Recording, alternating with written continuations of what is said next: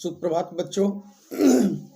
आज हम लोग हिंदी पाठ्य पुस्तक के काव्य खंड से पहला पाठ पढ़ेंगे, जिसका नाम है राम नाम बिनु बिरथे जगी जन्मा। हम इसकी कवि परिचय के बारे में आप लोगों को बता दिए हैं। ठीक है, कवि परिचय के बारे में वीडियो भाग 1 नाम से होगा, आप लोग उसको देख सकते हैं, जिसमें गुरु नानक के परिचय के बारे में अच्छे से उसमें बताए हैं। आज हम लोग सीधे कविता पे आएंगे, सीधे जो गुरु नानक के द्वारा रचित जो वाक्य है उस पे हम लोग ध्यान आकर्षित करेंगे और उसको हम लोग पढ़ेंगे, उसका भावार्थ अच्छे से समझेंगे। ठीक है, इसमें से हर साल प्रश्न आता ही आता है, ये बात आप निश्चित रूप से समझ लीजिए कि आपके एग्जाम में हर साल इस पाठ से प्रश्न आता ही आता है। ठीक है, इसलिए बच्चों वीडियो शुरू से अंत तक देखिएगा। गांव देहात स्टडी सेंटर में आप लोग का स्वागत है, शुरू से अंत तक वीडियो देखिएगा। चलिए बिना विलंब किए हम लोग सीधे कविता की तरफ बढ़ते हैं और हम भावार्थ समझाते जाते हैं। अच्छे से ध्यान से एकाग्रचित मन से सुनिए, आपका एक बार में मामला क्लियर। कहीं से प्रश्न आएगा आप उसका जवाब दे दीजिएगा। ठीक है, चलिए लिख रहे हैं गुरु नानक जी कि राम नाम बिनु बिरथे जगी जन्मा, बिखू खावे बिखू बोले बिनु नावे नी फलू मिट भ्रमाना। कह रहे हैं गुरु नानक कि राम नाम बिनु बिरथे जगी जन्मा, राम के नाम के स्मरण के बिना, राम के नाम के जाप के बिना इस दुनिया में जन्म लेना व्यर्थ है। बिरथे जगी जन्मा माने व्यर्थ, इस जग में जन्म लेना व्यर्थ है। किनके बिना? राम के नाम के बिना। आपसे सवाल पूछा जाएगा कि किसके बिना जन्म लेना व्यर्थ है, तो राम के नाम के बिना जन्म लेना व्यर्थ है। बिखू खावे बिखू बोले बिनु नावे निह फलू मटी भ्रमना। करा है बिना राम के नाम के हम जो कुछ खाते हैं वह विष खाते हैं, और हमारी वाणी जो है वह विष के समान हो जाता है। बिना राम के नाम के स्मरण किए हम जो भी कुछ बोलते हैं वह विष के समान बोलते हैं, हमारी वाणी विष के समान हो जाती है। हम जो भी कुछ खाते हैं वह विष हो जाता है, वह विष खाते हैं बिना राम के नाम के स्मरण के। निफलु मति भ्रमाना, और हमारी मति जो है भ्रमित हो जाती है, सच्चाइयों से दूर, सत्य से दूर हमारी मति भ्रमित हो जाती है, ऐसा गुरु नानक जी कहते हैं। तो पहला श्लोक, पहला जो दोहा है, इसका मतलब ये हो गया। पहला दोहा फिर से आप लोग सामने किताब रखा हुआ है, देखिए सामने। राम नाम बिनु बिरथे जग जन्मा, बिखू खावे बिखू बोले बिनु नावे निह फलू मटी भ्रमना। बिना राम के नाम के इस जग में जन्म लेना व्यर्थ है। जैसे बिना राम के नाम के हम कुछ खाते हैं वो विष खाते हैं, बिना राम के नाम के अगर हम कुछ बोलते हैं तो हमारी वाणी विष के समान हो जाती है, और बिना राम के नाम के स्मरण का हमारी मति भ्रमित हो जाती है, हम सत्य से दूर चले जाते हैं। क्लियर? यहां तक मुझे लगता है कि कोई दिक्कत नहीं होगा। अगला दोहा देखिए। पुस्तक पाठ व्याकरण बखाने, संधि या कर्म निकाल करे। पुस्तक पाठ व्याकरण बखाने, संधि या कर्म निकाल करे। बिनु गुरु शब्द मुक्ति कहा प्राणी, राम नाम बिनु अर्जी मरे। सुनिए कितना शानदार गुरु नानक जी लिख रहे हैं कि पुस्तक पाठ व्याकरण बखाने। आप लोग देखते होंगे कि बहुत सारे लोग हैं जो बिल्कुल अपने पुस्तक का बखान करेंगे, नाना प्रकार का पुस्तक पढ़ेंगे, इतनी मोटी मोटी पोथी पढ़ेंगे, और व्याकरण का उसका जो हिजे है वो पूरा एकदम बखान करेंगे। जैसे में संस्कृत में बहुत सारी ऐसे कठिन कठिन शब्द और वाक्य मिलता है, उसको एकदम पढ़ पढ़ के चिल्ला चिल्ला के अपनी बखान करते कि हम भगवान के बहुत बड़ा हम स्तुति हैं, हम भगवान के बहुत बड़े उपासक हैं, हम खूब संस्कृत बोलते हैं, हम खूब व्याकरण के बड़े बड़े बखान करते हैं।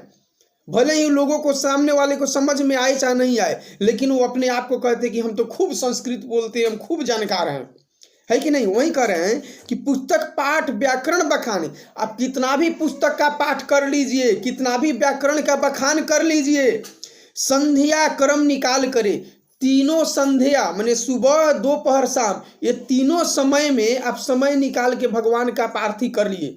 तीनों समय सुबह में नहाइए धोवाइए, जाके भगवान का आरती कीजिए, पूजा कीजिए। फिर दोपहर में नहाइए धोवाइए, जाके भगवान का पूजा कीजिए, आरती कीजिए। फिर शाम के नहाइए धोवाइए, भगवान का पूजा कीजिए, आरती कीजिए। आप कितना भी कर लीजिए, बिनु गुरु शब्द मुक्ति कहाँ प्राणी, बिना गुरु शब्द मुक्ति कहाँ प्राणी। आप लोग अच्छे से ध्यान में से पढ़िएगा, इसी में इसका अर्थ छुपा हुआ है। जो बच्चे हिंदी साहित्य अगर पहले से पढ़ते आ रहे होंगे, मैं उम्मीद करता हूं कि 70% इसका अर्थ वो बच्चे खुद समझ जाएंगे। बिनु गुरु शब्द मुक्ति कहाँ। गुरु शब्द का मतलब होता है गुरु, जो कोई उपदेश देता है, भगवान का स्मरण के बारे में बताता है। मुक्ति कहाँ प्राणी। अरे प्राणी, तुम्हें बिना ईश्वर के नाम के बिना तुम्हें मुक्ति नहीं मिल सकती। राम नाम बिनु वरिष्ठ मरे, राम नाम के स्मरण के बिना तुम इस दुनिया के मोह माया के जंजाल में फंस के तुम मर जाते हो, तुम खत्म हो जाते हो। ये प्राणी, वहीं गुरु नानक बता रहे हैं कि आप कितना भी पुस्तक पढ़िए, कितना भी व्याकरण का बखान करिए, तीनों संध्या कालीन आप आरती पूजा पाठ कीजिए, लेकिन जब तक गुरु शब्द का ज्ञान आपको नहीं है, आपको राम नाम का स्मरण नहीं है, तो आप संसारी मोह माया के जंजाल में फंस के आप मर जाएंगे। क्लियर। 2 नंबर दोहा कंप्लीट। यहां तक मुझे उम्मीद है कि किसी बच्चे को कोई दिक्कत नहीं होगा। अगले दोहा पर बढ़े, चलिए। दंड कमंडल सिख सुत धोती, तीरथ गौनु अति भ्रमनु करे। आप लोग भी पढ़िए साथ में। दंड कमंडल सिख सुत धोती, तीरथ गौनु अति भ्रमनु करे। राम नाम बिनु शांति न आवे, जपी हरि हरि नाम सुपारी परे। कह रहे हैं गुरु नानक जी कि दंड कमंडल शिखा सुत धोती, ये बड़ा शानदार व्यंग है, आप लोग भी सुनिए। आप देखते हैं कि नहीं, साधु संत महात्मा लोग चलता है तो कितना दंड कमंडल रहता है, एक पीतल का हाथ में कमंडल लिए रहता है। शिखा सुत धोती, शिखा का मतलब होता है टीक, शिखा का मतलब होता है, इसको हम लोग शिखा बोलते हैं, ये शिखा है, टीक। शिखा सुत धोती, आप धोती पहनने, बाबा लोग एकदम धोती पहनता है, शिखा इतना बड़ा बढ़ा लेगा, हाथ में कमंडल ले लेगा, और टंट घंट बना के एकदम वेशभूषा दूसरे बना के, जटा उटा बना के एकदम जो है, और तीर्थ गौनु अति भ्रमण करे, और नाना प्रकार के बहुत सारे तीर्थ को घूमते हैं, हाथ में कमंडल लाठी लेके, शिखा बढ़ा के, धोती पहन के, तीर्थ धाम जो होते जैसे प्रयागराज, बनारस, अयोध्या, काशी, है कि नहीं, ये बड़े बड़े जो तीर्थ धाम है ये सब घूमते हैं। वहीं कर तीर्थ गौनु अति भ्रमण करे। आप कितना भी तीर्थ धाम घूम लीजिए, कितना भी तीर्थ धाम का भ्रमण कर लीजिए, टंट घमंडल धारण करके, राम नाम बिनु शांति ना आवे। राम के नाम के अगर आप स्मरण नहीं करते हैं तो आपको शांति नहीं मिल सकती, आपको शांति नहीं मिलेगी। आप चाहे कितना भी टीक बढ़ा लीजिए, कितना भी धोती पहन लीजिए, कितना भी गंजी गमछा, आप तीनों तीर्थ का भ्रमण कर लीजिए, लेकिन आपके दिल में अगर राम नाम का अगर स्तुति नहीं है, राम नाम का अगर स्मरण नहीं है, तो आपके जीवन में शांति नहीं मिल सकती है, शांति नहीं आ सकती है। ठीक है, ये गुरु नानक बता रहे हैं। देखिए कितने 2 टुक शब्दों में ये पाखंडों पे कितना कुठारघात करते हैं। ये पाखंडों से इंसान को दूर हटने के लिए बोलते हैं। उसी से संबंधित ये बात बता रहे हैं गुरु नानक कि टंड कमंडल शिखा सुत धोती, तीरथ गौनु अति भ्रमनु करे। राम नाम बिनु शांति न आवे, जपी हरि हरि नाम सुपारी परे। आप कितना भी टंट घमंडल कर लीजिए, कितना भी तीर्थ का भ्रमण कर लीजिए, लेकिन राम नाम के अगर स्मरण दिल में नहीं है तो आपके जीवन में शांति नहीं आ सकती है। जपी हरि हरि नाम सुपारी परे। जब तक आप हरि का नाम, श्रीमन नारायण का नाम जब तक आप नहीं जपेंगे, जब तक भगवान का दिल में आप स्मरण नहीं करेंगे, तब तक आप पारी परे, तब तक आप इस दुनिया के मोह माया के भवसागर से आप पार नहीं पाएंगे। ठीक है, यहां तक मुझे उम्मीद है कि बच्चों किसी प्रकार की कोई दिक्कत आप लोगों को नहीं होगा। कि जब तक आप लिख रहे हैं कि जपी हरि हरि नाम में सुपारी परे, जब तक हरि का नाम का आप स्मरण नहीं करेंगे, तब तक आप इस माया मोह के जंजाल के भवसागर से आप पार नहीं पाएंगे। ठीक है, चलिए हम लोग अगले दोहा पे चलते हैं। जटा मुकुट तनि भस्म लगाई, वसन छोड़ी तनि नगन भया। ध्यान से आप लोग भी सुनिए, सामने किताब रखा हुआ है तो देखिए उसको, तब समझ में आएगा। ये साहित्य है, लिटरेचर है, ये चाइना का टिकटॉक वीडियो नहीं है। जटा मुकुट तनि भस्म लगाई, वसन छोड़ी तनि नगन भया। जे जी जंत जल थल महियल, जत्र तत्र तू सरब जिया। कह रहे हैं गुरु नानक कि जटा मुकुट तनु भस्म लगाई। अब देखते हैं कि बहुत सारे बाबा लोग आते हैं, पूरे बदन में अपने भस्म को लगाए रहेंगे, राख को पोते रहेंगे। मुकुट, मुकुट मतलब जटा से ही उनके माथा पे एक मुकुट बन जाता है। जटा बहुत बड़ा बढ़ा लिए, जटा मुकुट मतलब जटा से ही उनके सर का एक मुकुट बन गया। तन भस्म लगाई, तन मतलब शरीर, भस्म मतलब राख। अपने शरीर पे राख लगाई, जटा से अपने सर पे मुकुट बना लिए, अपने बदन पे अपने तन पे राख लपेट लिए। वसन छोड़ी, वसन का मतलब होता है कपड़ा, अपना कपड़ा को छोड़ दिए। तन नग्न भया, और उनका अपना शरीर जो है नंगा कर लिए। जैसे एग्जाम्पल में नंगा बाबा लोग जो होता है, नंगा बाबा देखिए वो बड़े तपस्वी भी होते हैं, वो बड़े साधक होते हैं। वो प्रकृति के गोद में अपने शरीर को बहुत ही शानदार तरीके से तपा लेते हैं कि चाहे जितनी वो भी यातना आ जाए, जितना भी प्राकृतिक कोई आपदा आ जाए, उसमें वो इंसान बड़े खरे उतरते हैं। वो अपने शरीर को ऐसे तपा लेते हैं नागा बाबा लोग। उन नागा बाबाओं को मेरा सत सत नमन है। तो वही कह रहे हैं कि जटा मुकुट तनि भस्म लगे, जटा बढ़ा लिए, तन पे राख लगा लिए, वसन छोड़ी, अपने कपड़ा को छोड़ दिए, तन नग्न भया, और बदन को नंगा कर लिए। क्या इससे आपको मुक्ति मिलेगी? क्या इससे भगवान प्रसन्न होंगे? नहीं होंगे। कैसे प्रसन्न होंगे वो गुरु नानक जी अगला पंक्ति में कहते हैं, जेते जिए जंत जल थल महियल, जत्र तत्र तू सरब जिया। इस जल थल, इस संसार में, इस जल थल महियल, इस संसार में, जल में, थल पर, आकाश में, जहां भी जो भी कुछ है वो सब ईश्वर का बनाया हुआ है, वो सब भगवान परमात्मा का बनाया हुआ है। उस पे हमारा और आपका अधिकार नहीं है। हम लोग भी परमात्मा के संतान हैं, हम सारे लोग परमात्मा के संतान हैं। वही कह रहे हैं कि गुरु नानक कि जटा मुटु तनि भस्म लगाई, वसन छोड़ी तनि नग्न भया। जेते जिए जंत जल थल महियल, जत्र तत्र तू सरब जिया। आप कितना भी जटा कटा बढ़ा लीजिए, कितना भी तन पे भस्म लगा लीजिए, अपना कपड़ा को छोड़ के आप नंगा हो जाइए, कोई फर्क नहीं पड़ता। ये सारे जीव जगत में जितने भी सारे जीव जंत चराचर जो हैं, ये सारे परमात्मा के संतान हैं। ये सारे हम सभी परमात्मा के संतान हैं। गुरु प्रसादी राखिले, जन को हरि रस नानक झोली पिया। जिसको गुरु प्रसाद मिल गया है, जिसको ईश्वर के नाम स्मरण करने की शक्ति प्राप्त हो गई है, जो समझता है कि नहीं पूरे जीवन में, दैनिक जीवन में सुबह से शाम तक तो काम धंधा लगा ही रहता है, सुबह से शाम तक तो सारे लोग कमाता है, खाता है, अपने जीविकोपार्जन करता है, अपने जीवन के दिनचर्या में अपना समय बिताता है। लेकिन गुरु शब्द यानी कि भगवान का स्मरण इस 24 घंटे के समय में निकाल के हमको भगवान का, ईश्वर का स्मरण करना चाहिए। हमको प्रतिदिन ईश्वर का स्मरण करना चाहिए। कोई भी काम जो आप करने जा रहे हैं उससे पहले आप भगवान, अपने ईश्वर का स्मरण करके जाइए। हम उम्मीद हैं कि वो आपका अगर जन उपयोगी कार्य होगा, वो आपका सार्थक कार्य होगा, वो सफल होगा।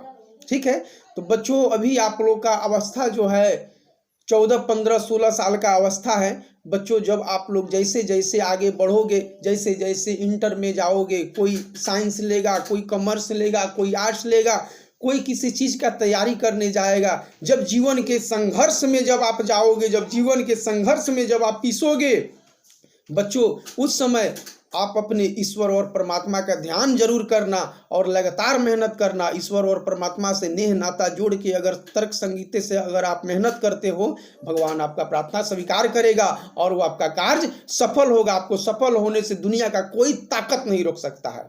ठीक है, इसीलिए शुरू में ही आज 10वीं कक्षा में ही यह प्रवचन आपको दिया जा रहा है।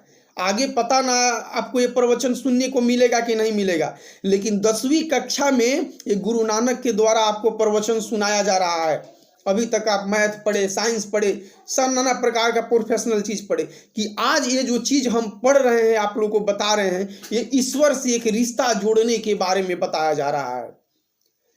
आप पहले से बहुत सारा प्रोफेशनल चीजों में लगे रहते हैं और कभी ईश्वर का स्मरण नहीं करते। जब आप दिक्कत तकलीफ में आते हैं तो आप ईश्वर से अपना तार जोड़ने चलते हैं, भगवान से, अपना परमात्मा से अपना तार जोड़ने चलते हैं। इतना जल्दी तार कैसे जुड़ जाएगा? बच्चों, शुरू से ही आदत लगाइए ईश्वर का स्मरण करना, शुरू से ही आदत लगाइए परमात्मा का स्मरण करना।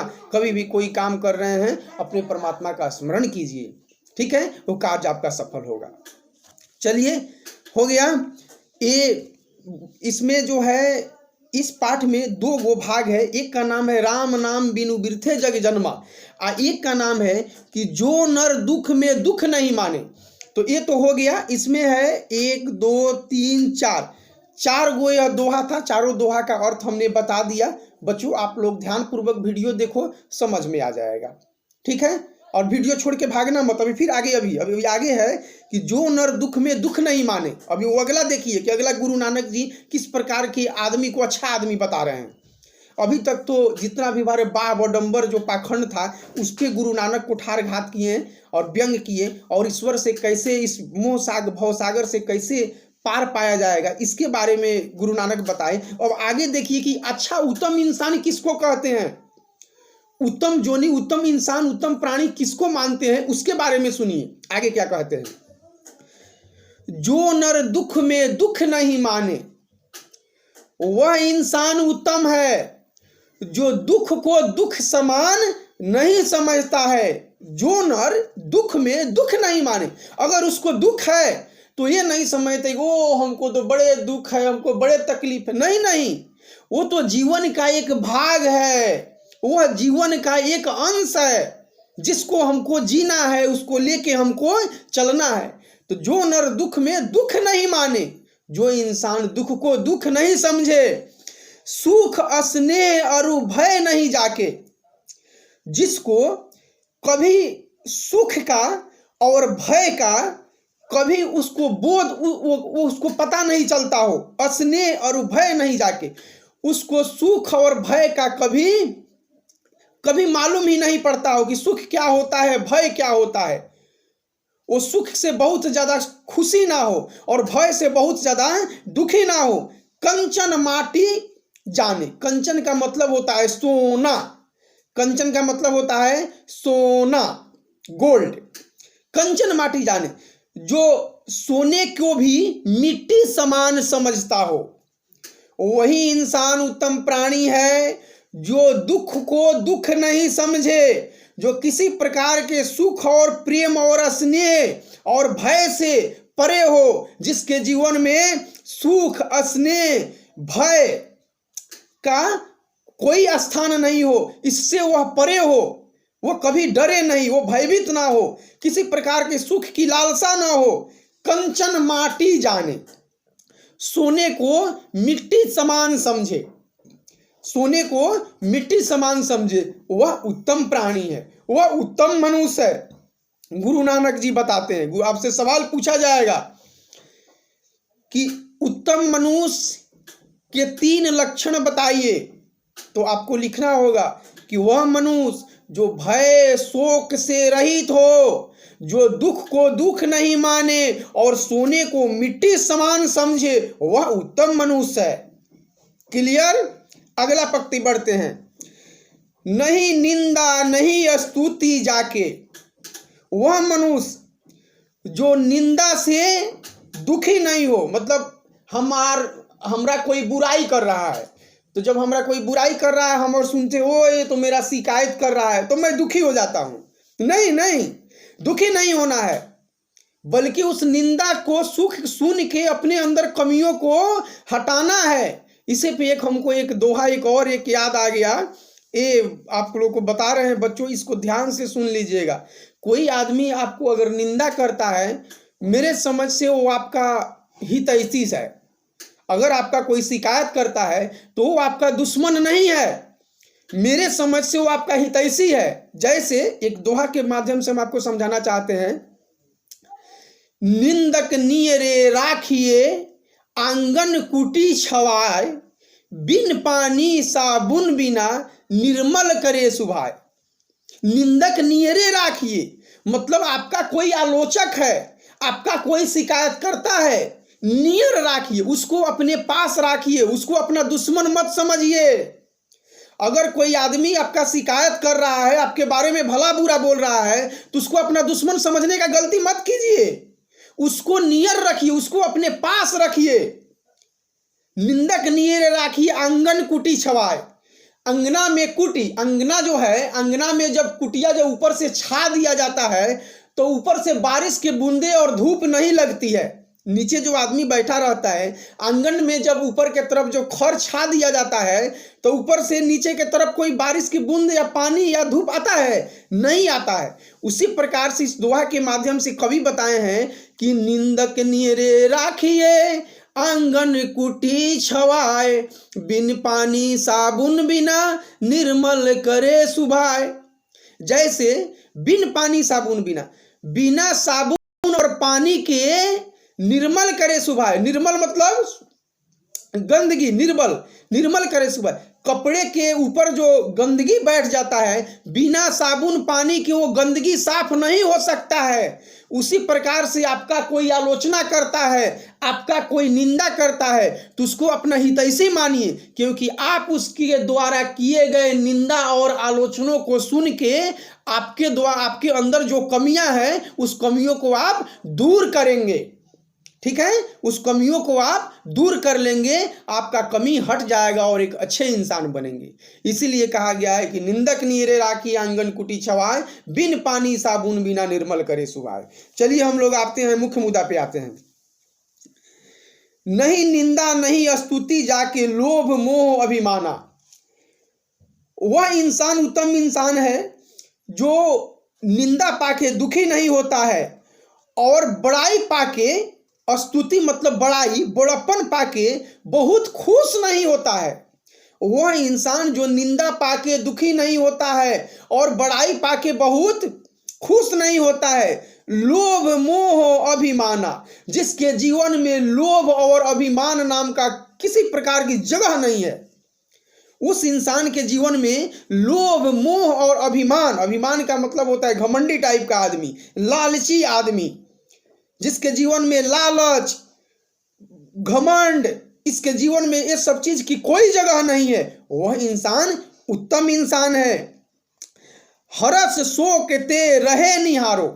हरस शोक, जो दुख में भी और खुशी में भी एक समान रहता हो।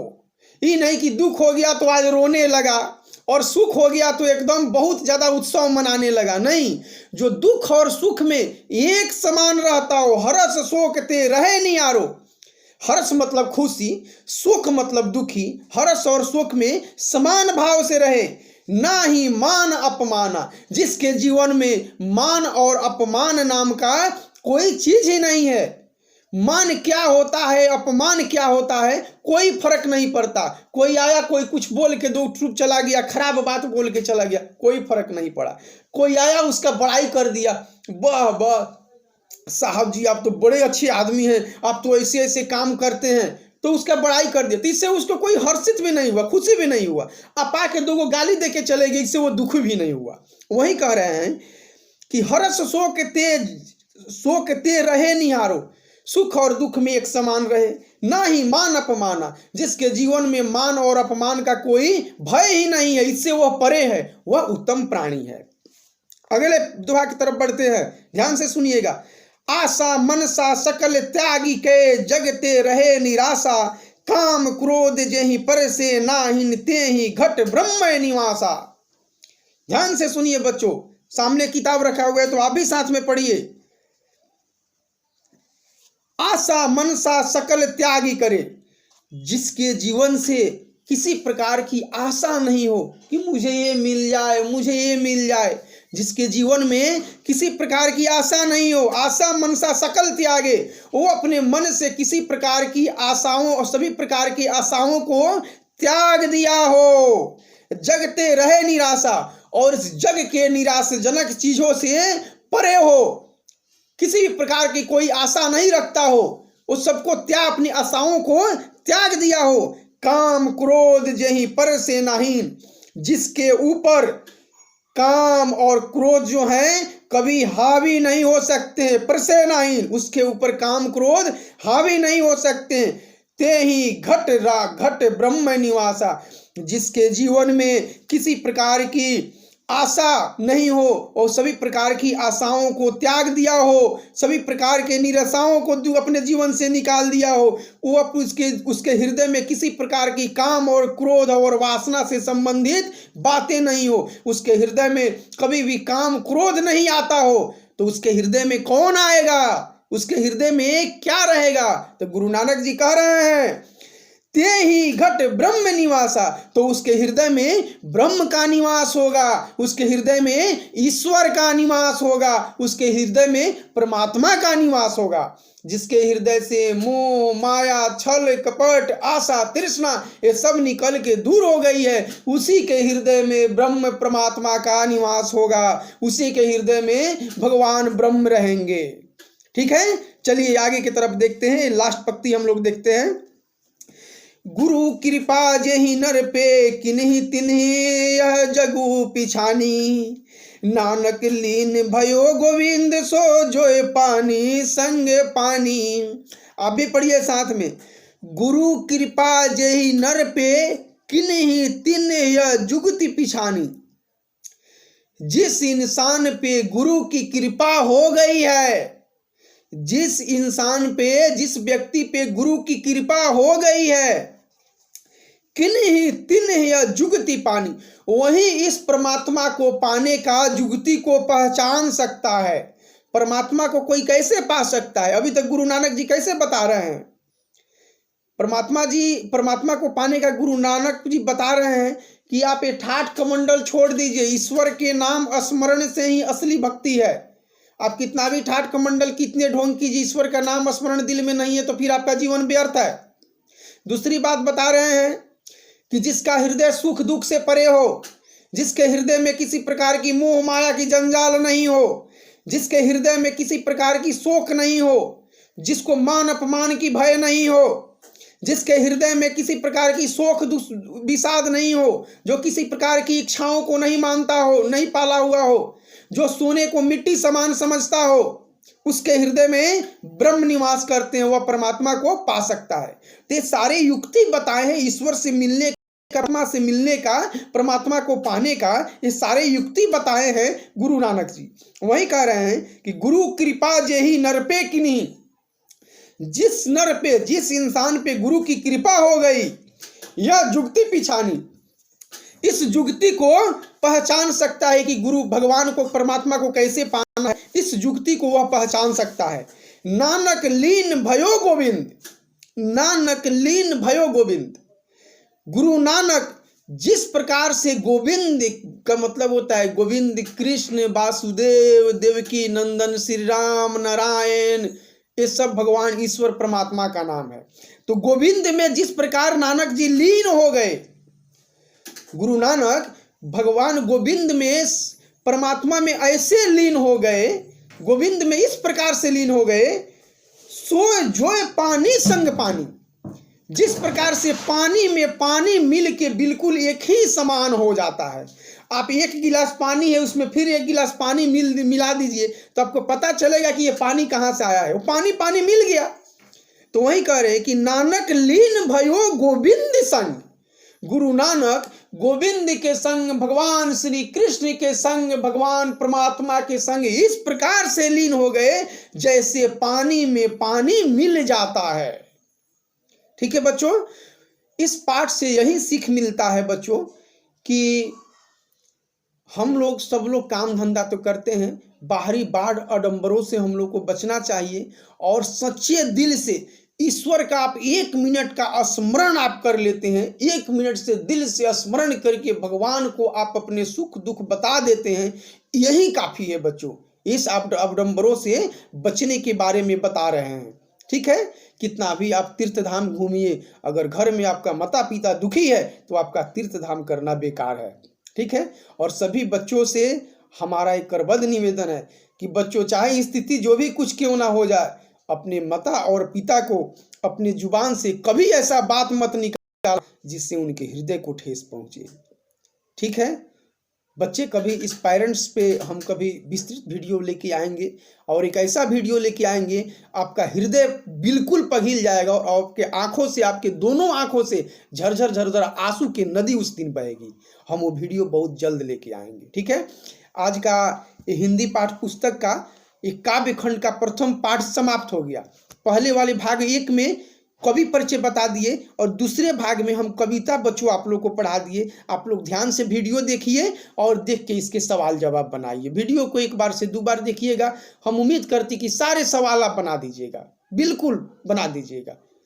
ठीक है। और इस पाठ से सवाल हर साल आता है, हर साल आता है, इसलिए शुरू से अंत तक वीडियो बच्चों देखिएगा। ठीक है।